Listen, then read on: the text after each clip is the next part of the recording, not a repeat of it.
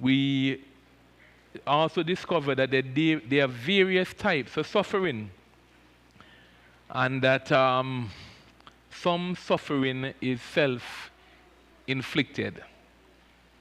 Turn to neighbor, tell neighbor, ouch.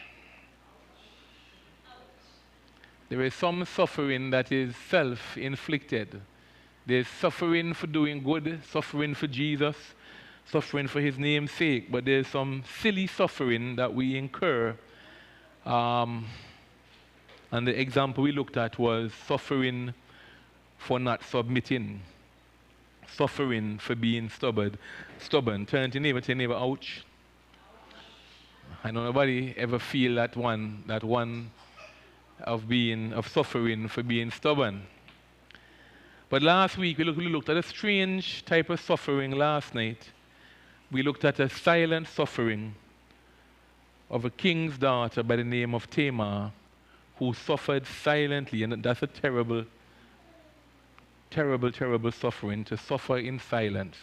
And she suffered silently in the king's house.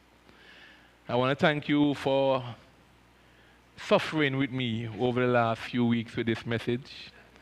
And today should be the last in this suffering series.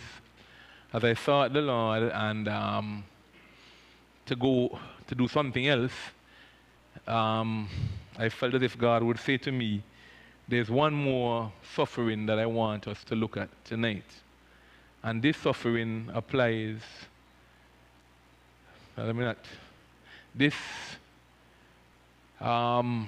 important message of suffering, just for the next few moments, I want to speak to you what God laid on my heart.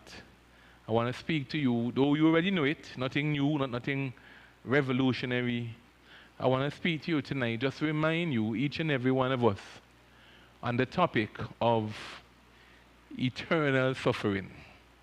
You ever get somebody in the drum, when I'm about to reveal a topic, brrr, you get like a drum roll.